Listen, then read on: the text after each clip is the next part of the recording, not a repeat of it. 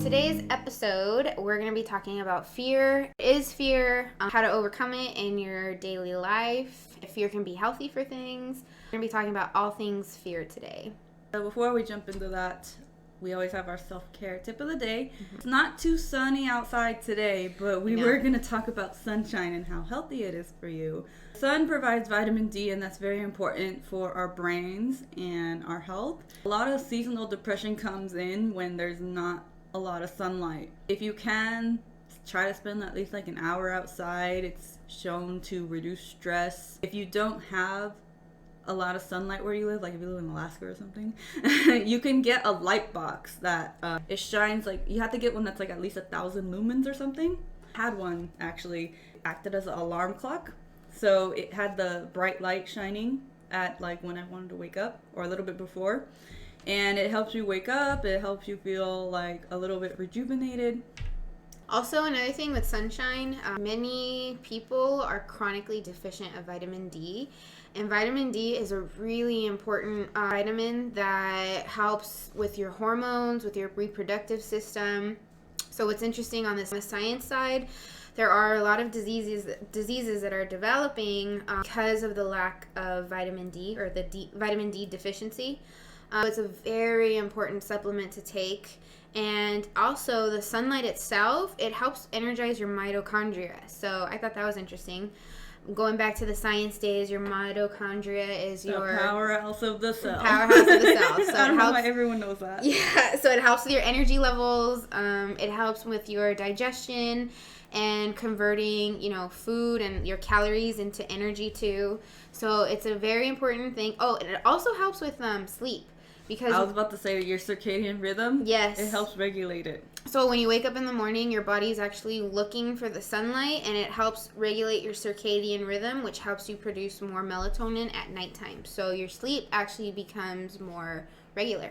Mm-hmm. So vitamin D is a very important supplement to take, and it can be found at any drugstore. I will say be careful with the label and make sure you have a good quality one. Clearly, we're not doctors, so make sure that you talk to your doctor first to see if it's good for you. But sunshine, everyone can get sunshine, even if it's like 5 minutes. I notice when I go camping, like really camping, like outside, I wake up earlier. Yeah, well, being outdoors, so like in the summertime, being outdoors in the swimming pool and everything, it's kind of funny because I get this like fuzzy feeling, like this tingly feeling, like I did something and my body feels good and I can sleep better at night. So I feel the same thing, especially in the summertime, being outdoors more. A lot more sun. Yeah. So now we're going to move on to our breathing. So we have our affirmations today. So our breathing affirmations for today are: I believe in my ability to get through tough times. All of my worries are floating away as I speak. I will succeed no matter what. And I let go of what I can't change and do the best that I can. So it's an invitation to breathe along with us wherever you are. Breathing is also something we can do for free since we do it all the time. Okay. Yes. So you ready?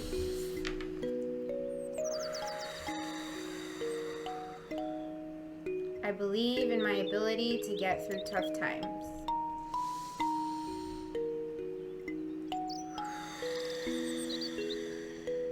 All of my worries are floating away as I speak.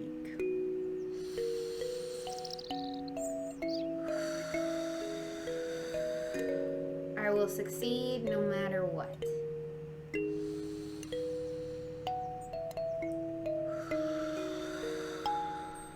Let go of what I can't change and do the best that I can. I always feel good after that, after breathing. It always feels just so calming. It's very necessary when you're having conversations about hard topics that we try to hit here. So what is fear? So fear is, according to dictionary.com, fear is a distressing emotion aroused by impending danger, evil, pain, etc. Whether the threat is real or imagined, it's the feeling or condition of being afraid. So a lot of other emotions can stem from fear without you even realizing it. And fear can also make you angry, sad, or anxious. So a lot of the times other emotions are coming from a place of fear instead of coming from a place of love. And actually, in my journey for mental health, the way I'm understanding it is if there's love or fear. So it's two spectrums on either side. So I've constantly had to question myself and see, like, where is my action and where's this belief and where's this emotion stemming from?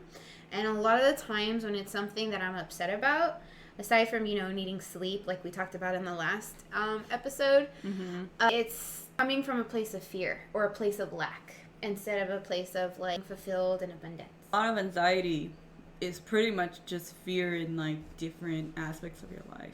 I have been told is that anxiety is worrying about the future and living in the future, and then depression is living in your past. Ah, that makes a lot of sense. Yeah. It does when you put it like that. Everyone experiences fear and anxiety, even like me and Liz, before we start these podcasts. We have a little bit of fear. Some of the thoughts that go through my head, I'm like, what if we have like this really awkward pause? Just don't connect in that moment or something. A lot of what ifs. Yeah, so what ifs. It's like, what if not only have an awkward pause, but what if I say something wrong? What if I say something that's insensitive? What if I say something that is across wrong? What if things are misconstrued? I mean, the whole point, right, with the whole mental health is that you can spiral yourself into crazy things. An interesting story, I'll bring it up. It's not part of our script, but I think it's actually very fitting. It's funny how it's coming up. Me and Allie started doing these episodes. We were going to commit to doing a month worth of episodes, which means it's 4 because we do one every Sunday. Today's the 4th one, and for whatever reason it took us like 2 hours to actually hit the record button, but here we are. We were having this conversation of like, we're feeling kind of nervous and we feel this like resistance, and we're here talking about fear, and yet in my mind it's like, okay, well, how can we flip the switch, and what is the positive thing? And it instantly dawned where it's like we actually fulfilled our commitment. We're here, we're recording, and then instantly our mood's kind of like, it's like you flip the switch from fear to love. We flipped the switch. So the fact that we're here 4 weeks later, and I don't know, it just feels good knowing that we committed to something. Yeah. So I think we should be proud of ourselves for that. I'm pretty proud. Yeah. The idea with fear is, it's funny how, like, we, before recording this, were afraid to record, but yet we kind of helped each other through, I feel. And it goes into our next topic, which I think there is such thing as a healthy fear of things. Yeah. Like, you can't be fearless. Right. You can't go through life being fearless. You can have fear and not let it hold you back. But if you're fearless, I feel like that's just, like, kind of naive or, like, unrealistic. So it's like a healthy balance. It's actually some things we're born afraid of because we're evolved for our own safety. So, like, darkness, we're afraid of naturally because, I don't know what's in there. Fear of the unknown. Yeah. Yep. Loud sounds. You'll notice if you make a loud sound around a baby, they will probably cry. I still get scared when somebody goes boo. So. And then I guess spiders and snakes have been proven, like, even like infants, like, they know, like, don't mess with that. And people have, like, a phobia of things too. So what's interesting, I think fear is the way I understand it. Emotions are a signpost. So emotions are what navigate you towards survival. And what's interesting is that the mind is meant to keep you safe. It's not meant to keep you happy. So because the mind, you have the fight or flight response. So when you are in your comfort zone, you're safe, right? You're safe on your couch, you're safe on your bed, you're safe in your house, and you're not going out there in the outside world. But the moment that you have this need or this desire to step outside of your comfort zone, which for us was making this episode and all these episodes and the whole Mindful Matters, the moment you step out of that line, whether it be an actual line of the threshold of your house or a line of something that you've never done before, your brain is going to be like, ding, ding, ding, ding, wait a minute. What are you doing? Nuh-uh, this is not part of, like, what we talked about. This is not what's going to keep you safe. What if you fail? What if you do this? What if you do that? So it's interesting because a lot of people, I think, want to eradicate fear, like, pretend, like, just get rid of it. But I think that's part of the problem because fear is actually something, it's it means that your body's working. It means that your brain is working and that it's causing you to like think about things and question things.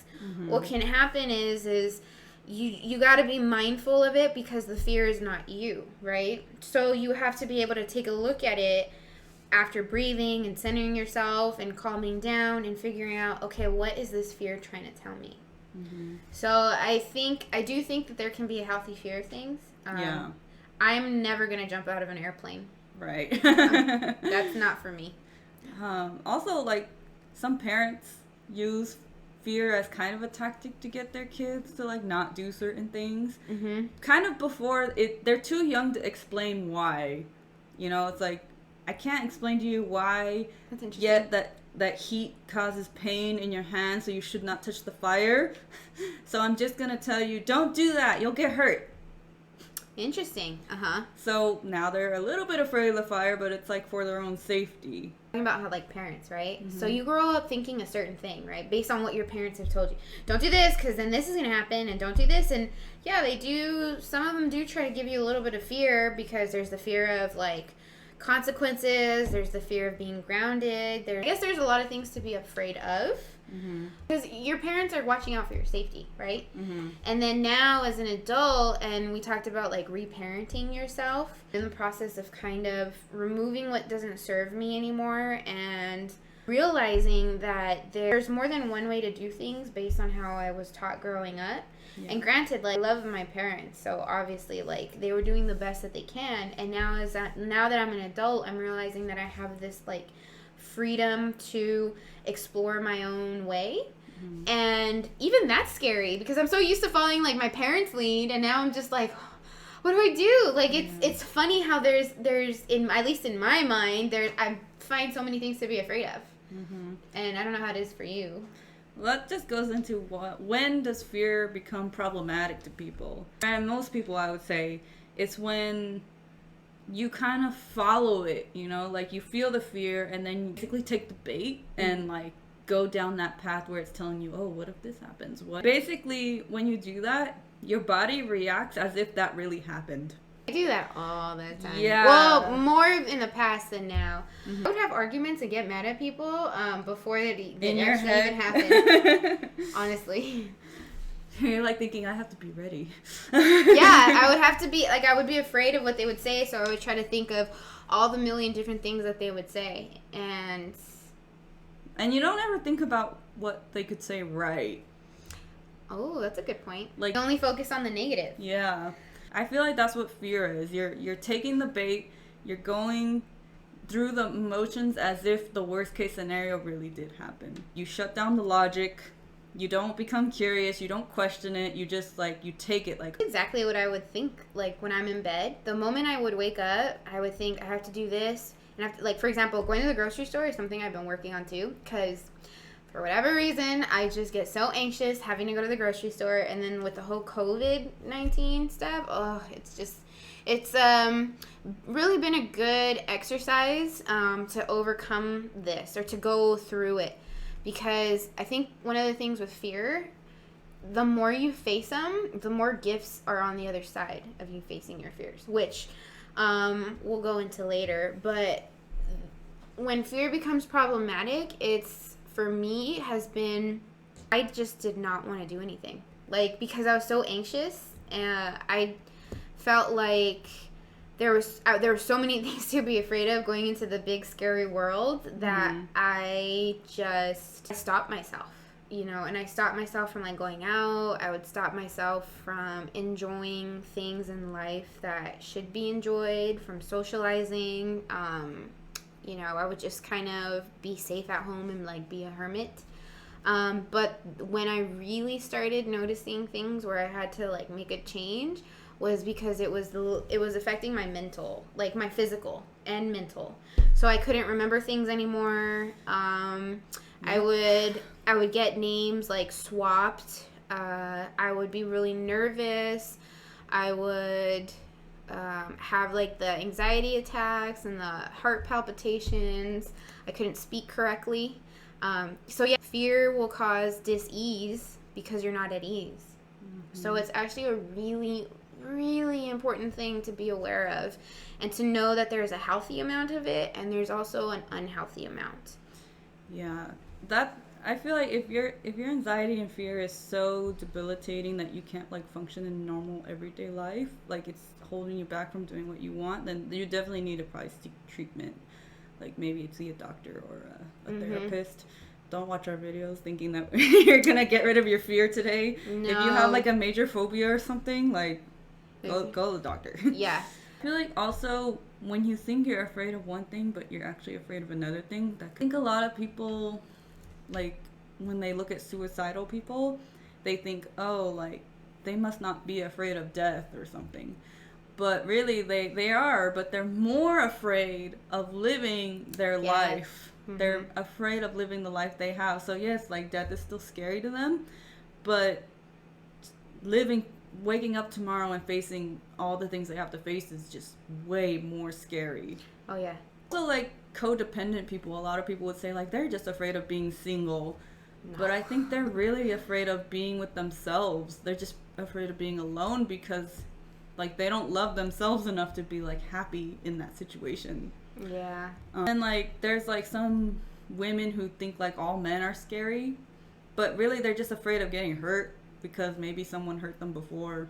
You see how that can become a little dangerous if you view like every man as someone who can hurt you, or like single as like the end all, like I'm gonna be alone and nobody loves me kind of thing. There's a lot, because just talking about this, I can relate on so many levels. Like I was scared of walking down the street. I was scared of walking down the street in heels. Constantly I would wear clothes that would make me invisible, where I wouldn't be seen. I used to be scared, and slowly I've had to understand that with this fear that goes unchecked, I think the topic of like safety also comes into mind, and I'm really learning this right now. Like after so many years, I'm understanding what safety is, and me, I was looking at the outside things for my safety. My bed, that was safe. It still is. It's very comfy. But my couch, that's safe. Being in my house, that's safe. Being around like your family. Being around my family, which is good. It's a good thing. But to depend on something outside of yourself to cure your fear, you're making yourself dependent on outside things. As far as like being like fear of something else, that's definitely an important one, because a lot of times I would be afraid to speak my truth and to say, like, not even speak my truth, but just like vocalize things. And I would be afraid because I would be afraid of like what the other person would say. So, I would think like I'm afraid of like criticism, which is a very real thing. A lot of people are afraid of criticism. And when I actually was afraid on the good and the bad. So, like, your scrunchie, if I saw somebody and I was like, oh my God, I think that is a really nice scrunchie, I would be afraid to tell them that it's a nice scrunchie. I think it's pretty. I would be afraid to tell them that it's a nice scrunchie. And I'm like, why am I so scared? It's just a scrunchie. And one of the things that, like, I started opening up my eyes to was I wasn't really afraid of criticism, but the underlying thing was fear of abandonment. Where if rejection and abandonment, because if I acted out of line with what everybody else thinks is cool and acceptable, and they're not going to like me anymore, they're going to disown me, and I'm going to be by myself, and I'm going to be abandoned. So there's a lot of underlying things to dig through. And sometimes you think like, why am I afraid of being late? Or why am I afraid of, I don't know, whatever it is. And you might think it's just this like surface level issue, and then when you look deeper, it's actually something you might not have ever realized. And for me, when I realized, I was like, oh, there's a fear of abandonment there? Okay. But it opened up my self-awareness. One of the motivators to talk about this in this episode was the fear in the media. I think fear becomes problematic when it starts being used against you, because the media is using these trigger words and these trigger images, and it's a constant barrage of fear. And they're telling you that you need to fall in line with their narrative to act a certain way, and that's the only thing that's going to keep you safe. And when they put you in this, it's like this I would call it manipulation, because they know what they're doing. They know that they're using like trigger words, and to the person who's not aware or self-aware as much as others, they're at risk of falling for it. And it's just, here's the thing. We talk about, like, this is a very important thing. We talk about our little self-care thing in the beginning, where we drink tea and we get sunshine and we eat healthy and we take our vitamins and we wear our mask, or we don't wear our mask, we get fresh air, we exercise, we take the vaccine, or we take the pill, or we take the vitamins, etc., etc. All that hard work and the check marks to keep yourself healthy will all be undone if you let fear take over. That is probably the most important thing, because it will literally affect your body, and it will create, again, like I said, dis-ease. And so all that stuff is just thrown out the window. You can be as healthy as you can, but if your mind is in fear the entire time, you're sabotaging your body. And it's not healthy. And the fact that the media portrays this and says you should be afraid, no. Mm-mm. I think that would apply to anything or anyone who would benefit from you being afraid. So maybe like a toxic boss who says like, oh, like, you might get fired if you don't meet this standard. Or like, even like maybe a abusive partner who says like, you're not good enough. Or you're never going to find anybody else like me, or you're all alone. Who are you going to run to? I mean, it can get really serious. Yeah. So anyone, not just the media, but like anyone who has like, wants power over you, like they will use fear to like make you submissive, to control you, basically. It's manipulative. Yeah. Let me just mention that there were a lot of outlets and resources, because we talked about like the abusive relationship. Clearly, we're not experts. There are, hotlines, there's resources, there's websites, there's groups, there's different communities that will give you what you need. So there is that. And that's a good thing to bring up, because if you need help, you need help. Yeah. Like, just think about your situation. If someone you loved was going through the same thing, what would you want them to do? Yeah. So if your loved one was too afraid to leave the job, or leave the relationship, or leave a friendship, whatever it is, wouldn't you want to be like, here, like, let me help you, let me get you out of this, so we can figure it out. Yes. So that's another problematic thing, that we can't let fear like override our logic. Yeah. That's a really good point. Mm-hmm. Because once you're not thinking logically, you give in to the fear, and it only makes it worse. Because when you're in a fight or flight response, your adrenaline goes up, your cortisol goes up, your body thinks it's going to die, and you got tunnel vision, and you're not thinking about anything except keeping your body safe. And what's interesting is that we talked about like the abusive relationship. We talked about like the fear manipulating you, or the boss manipulating you. It could be a physical threat, yes, and then it could also be a non-physical threat. So it's a very big and important topic to be able to start learning how to deal with it, because I don't know, like, for lack of better words, a lot of the times I'm thinking like, no, you have options. People want to help you. There are ways, always ways. So that's a good time to talk about, like, what can we do? Mm-hmm. What do we do to, like, mitigate and combat fear? And my personal philosophy is that fear's greatest enemy is curiosity. That could go back to our last episode where we talked about the RAIN technique. Mm-hmm. Recognizing, like, what it is, like, okay, what is it that's making me afraid? And if you recognize that all the things that are making you afraid are stemming from one thing, like one person. Here's the thing about any emotion. When you're in the middle of an emotion, whether it be fear or anger or sadness or depression, when you're right in the middle of it, it's really hard for you to think about anything else. Oh, yeah. So what I've been learning to do is to build a habit and create new reactions towards my emotions. One of the big ones is breathing, and one of the big ones is coming into your body and coming into your senses. So finding 3 things that you can see, finding 2 things that you can touch, finding 1 thing that you can taste, and finding, I don't know, 2 things that you could smell, because you're coming into your senses instead of living in your head. And then the other thing is breathing. Breathing and feeling your body. A lot of the times fear manifests itself with like a rapid heartbeat, or a tightness in the chest, or an upset stomach, a lot of different things. So paying attention to those signals and breathing through it, that will usually help me snap out of it. And then I have to, once I come back into my reality, I'm always safe. It's interesting because I'm in my car, I'm at home, I'm in a normal environment, yet my body's kind of like freaking out and going haywire.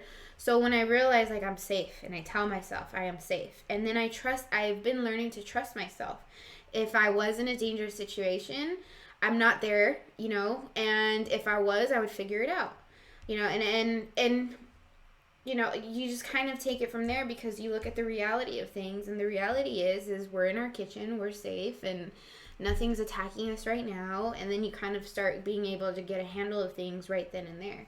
Mm-hmm. And then when it comes to things that, like stepping outside of your comfort zone, or facing something that you might have been putting off for a long time because you're scared to face it, a lot of the times, from what I've noticed, and I would invite you with safety, obviously, but a lot of the things that you're afraid of doing, starting a new project, telling somebody you think their scrunchie is cute, saying hi, or asking somebody how they're doing, giving somebody a call.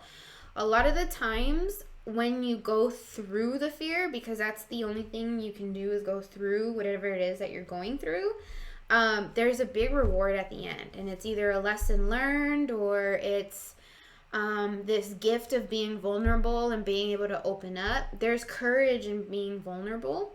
Mm-hmm. And so at the end, there's always going to be a fear, and you're going to be glad you did it. And it's almost like a roller coaster where it's like, oh cool, nothing happened to me, I'm still alive, what else can we do? That reminded me of when we were in the car today. Mm-hmm. Where she asked me, she was like, I asked her first, like, how was your week? Mm-hmm. And then she told me, and then she asked me back, like, how was your week? And at first I was like, it was fine.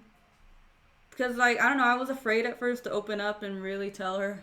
I was like, oh, that's the social norm. You say it's fine, right? Mm-hmm. But then I'm like, you know what? Actually, it hasn't been fine. I went through, like, a really, like, depressing slump this week. And she just lit up like, me too! Like, yeah. So the reward for me, like, being vulnerable and saying how I really felt this week, it made us connect better. Because, like, she acknowledged it, and then she was talking about, what was it? I think it's called, like, the Schumann resonance or something like that. I have to look it up. Maybe we can leave it in the link. But it's this idea of, like, there's these devices that are recording the Earth's magnetic pulse, and it's almost like the Earth's heartbeat. And there was a dip in it showing that, like, energy levels were low. So that was crazy. And then I got to learn about that and talk about it. And, like, both of us were connecting about how, like, yeah, I just didn't feel like doing anything this week. And I didn't have a reason for it. Like, it was just, I don't know. But, like, the reward was, like, I got to connect with her and talk about her, like, more honestly. Because instead of being afraid of, like, oh, if I say, like, I was sad, like, I don't know, I'm gonna be a downer. Yeah, I'm gonna bring the mood down. Yeah. But the reward was way better. Yes, I thought it was actually a special thing, because, like what you said, it was connection, and you were courageous enough to be vulnerable, because society tells you, oh, it's okay, like, just tell you, say it's okay and move on and have that fake smile. And I think to create more empathy and compassion, there has to be people who are willing to be more vulnerable. Because think about it, like, for yourself. If your friend came up to you and was like, listen, I need help, or listen, I need an ear, of course you're going to be quick to be like, okay, what do you need? Because they're your friends or your family or your loved ones. So why not do that with yourself and allow yourself to be open? Because in her opening up, I opened up too. So that's how you start creating a flow and a connection with things. Yeah. So, yeah, it takes a little bit of strength, but the reward is very high. So, yeah, for me, I don't really know what it was that made me, like, decide, no, I'm not going to lie. I'm going to tell her exactly how it was. Maybe it was a trust. Yeah, because it's with discernment. I can see that. But maybe I also was thinking, like, what's the worst that could happen if I tell her that... I tell her how I was really feeling. So would you say you had, like, a trust in yourself? Be like, you know what? It doesn't even matter what Liz is going to say. I just want to express being vulnerable. Doesn't matter if anybody else reciprocates, but I'm tired of holding on to this mask and making people think I'm a certain way. And you know what? I'm just going to be myself. Exactly. Whether it's me being up or down or sad or anxious or nervous, I'm just going to allow myself to be. So how did that feel for you? It felt way better. I was like, yeah, like, what's the point in, like, lying and saying I was fine when I wasn't? Who are you who are you trying to save face for? Not me. So, yeah, when you ask yourself, like, what's the worst that can happen, I guess you're kind of preparing a little bit. And that's a good question. Like, I don't know. I think there's a difference between asking yourself what's the worst that can happen in a curious way as opposed to, like, what's the worst that can happen so I can be afraid of it.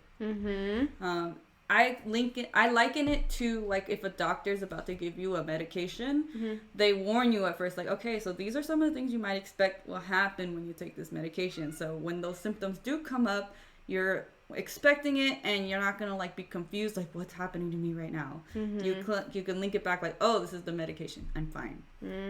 So for me, it was like, what's the worst that could happen? If the worst does happen, you're like, that's not that bad. I mean, I would think in my mind the worst that can happen would be like, Allie, you're overreacting, or that's dumb. But then you start questioning, like, well, is that the person that I want to have in my life? Yeah. Either way, like, you just have more knowledge, and then you can just do more and create more of the life that you want from it. So, and sometimes, yeah, there's times when you fall down and it stings and you have to get back up again, but I mean, we're here. I mean, people are here watching the video, so that's got to account for something. Yeah, so just taking a moment to ask all the questions, like, why does this make me afraid? Is this a good thing to be afraid of or a bad thing to be afraid of? Is it limiting something I want to do? So one of the things that I ask myself constantly when I'm afraid, I evaluate like, let's say I want to start a new project. I evaluate, like, okay, I'm scared. If I don't do this project, will I regret it? Will I regret it, or does it feel a big one? Does it feel like I'm contracting? And then if I do this project, does it feel like I'm expanding? And so when you're trying to figure it out, the expansion is the same thing. It's the same feeling and exhilaration of, man, it was a scary ride, but I'm glad I did it, and I'll do it again. That's the expansion, because now you're better for it. The contraction is if you don't go for that project or that goal or whatever it is that you want to do, and now you haven't done it and you see somebody else do it, you're angry. You're contracted. You're like, I should have done it, and I regret not doing it. So you can tell the difference. One will make you feel like you're small and you're in your little cocoon, and the other one will be like, I'm glad I did it. I'm better for it. So that's how you can tell. Definitely, again, the expansion is my decision, knowing that I'm never going to jump out of an airplane unless I had to. But yeah. So is that? Do you consider that a healthy fear? Yes, I consider healthy that. Fear of not wanting to fall. I agree. Well, I want to have kids. I want to have a family. I know people with families do it all the time, but for me, it just doesn't. It does not logically register in my brain as something that is a productive means for me to do. So my fear of that is healthy, and I'm going to respect that. So with fear, learning how to recognize it, how to acknowledge it, and how to manage it and grow through it. It's all a practice, and it doesn't all come overnight, but the more you practice, the more it becomes a knee-jerk response, i.e. a habit, and it's a good habit for you to get into, because then you're just, you're more self-aware, and you can evaluate things, and you're more self-reliant, and you trust in yourself more, and your confidence builds. There's a lot of gifts with fear, which is interesting. Do you have any other healthy or unhealthy fears in your life?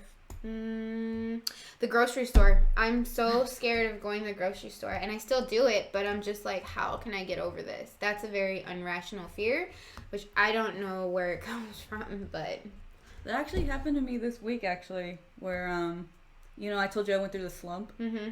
And the idea of going to the grocery store was just so daunting. Yeah, I was just like, I don't want to. And I actually gave myself a break and ordered groceries delivered that day.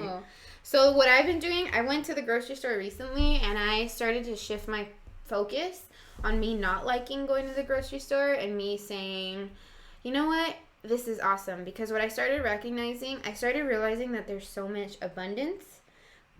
I'm just going there with my cart like, wow, look at all this food. Look at all this abundance. Look at all this abundance at my fingertips. All I gotta do is take it and put it in my grocery cart. So, it sounds kind of weird saying that when there's people who don't have like healthy food available to them, and they may not have the means to afford it. And so gratitude could go a long way. I heard this story about this woman who she brought her mother from a third world country to America. Mm-hmm. And the first time she went to a grocery store, she cried. She cried at seeing, oh my God, there's so much food. Wow. Like, it was amazing to her. And wow. she just felt so blessed. So dang, that's crazy. When you think about that and then thinking about how I'm sitting here afraid to be around all these people. And then you look at it from a different side. That's interesting. So, you're sitting, so I'm afraid to go to the grocery store, but then you have this other woman who came from a third world country and said she started crying because of all the abundance. Mm-hmm. So now, me shifting my perspective to where it's her perspective, where it's there is abundance and there is this gratitude and appreciation and blessing. And what it does is, I acknowledge that there's a fear, which irrational or whatever.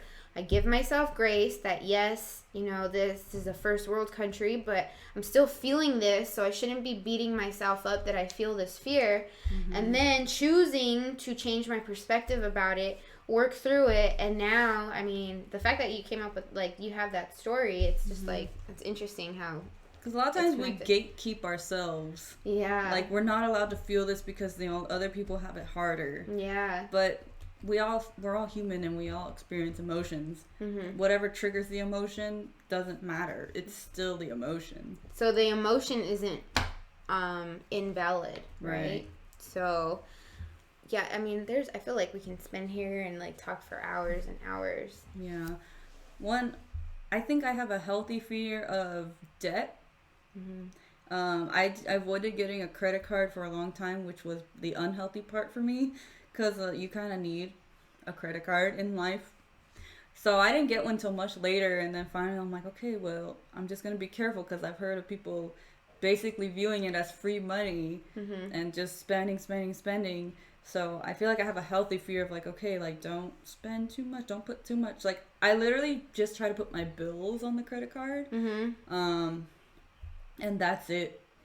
But now, like, since I've gotten over this fear, I have like a pretty good credit score now. Wow, good job. Because I have a healthy fear of not letting it go over. So you respect it. It's a boundary of yours mm-hmm. that you're not going to cross this line, but you can understand where it comes from. Exactly. And an unhealthy fear is social gatherings. One time, you were actually there. We went to this before Corona, obviously. There was this axe throwing event. So there was a bunch of people. It was for a birthday party, and there were a couple people I didn't know. So I felt myself starting to like close up and get nervous, and I like moved to a table that was like far from other people, and I was just on my phone like I'm around these people and I don't like it. But then I took a moment and I thought, okay, this is only uncomfortable because I do this every time. Mm-hmm. I pull away and I don't give myself the exposure to like get over it. Mm-hmm. So I'm like, all right, like the only way this is gonna ever change is if I change and like I go in there and just deal with it. And I felt a lot better once I did that. Mm-hmm. So I got back up and I started talking to people again. So you noticed the pattern and yeah, you changed exactly. it. So the pattern was me always like as soon as I felt uncomfortable, I just retreated, which is fine sometimes, but I was doing it every time. And then I was doing it and questioning, like, why do I always feel like this? So you're beating yourself up for feeling bad about yourself. But then it's like the realization, like, literally I made this pattern, you know, like I'm the one who made this pattern of retreating. So the reason I keep doing it is because I haven't addressed it. So, you know, it's interesting because so you feel ashamed. You feel, okay, you have an irrational fear and you feel ashamed for feeling the fear. So then you beat yourself up for feeling the fear. So you're feeling bad already, and now you're making yourself feel even worse. Mm-hmm. How is that going to help anything? How is that going to help the person whose birthday party it is that have a good time? Mm-hmm. How's it going to help end world hunger? You know, from like a small, seemingly like insignificant thing to a birthday party to like, are you like, with you beating yourself up, is this helping like towards world hunger? No, because you're not being part of the solution. You're there like beating yourself up. So it can go to like, I mean, it's a spectrum, right? Because there's, one would argue, many issues going on. So if you're in this loop of like, not good, if you're not in a good headspace, how are you ever going to be part of the solution? You can't. So that's because you're becoming your own problem at that point. Ooh, that's pretty good. So there's a lot to it, but I don't know. I think I'm gonna look more into ways to be part of the solution. For sure. Mm-hmm.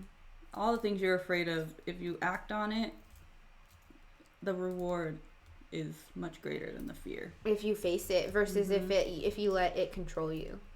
There's a quote, I don't know who said it, but it says, if you can't beat fear, do it scared. Mm-hmm. At the end of the day, everyone's going to be afraid of something. Yeah. Because, like we said in the beginning, it's something that's naturally evolved in us. Fear itself is natural and necessary in your life. Mm-hmm. It's just, you have to keep it in check and know when it's getting out of hand, when it's affecting your day-to-day life and limiting you. Mm-hmm. And yeah, when the greatest enemy of fear is understanding it, basically. There's a lot of ways to work through it. If you need help, always get the help. There are sources available. Mm-hmm. So thank you so much for watching number 4 of our podcast. There might be some changes after here because we're going to look through and see. Reevaluate. Mm-hmm. Yeah, thanks for watching, guys. And hopefully, you know, this is an invitation to face some fears that you've had for a while and see what gifts you get from it. So hopefully, you know, wishing you much health and happiness.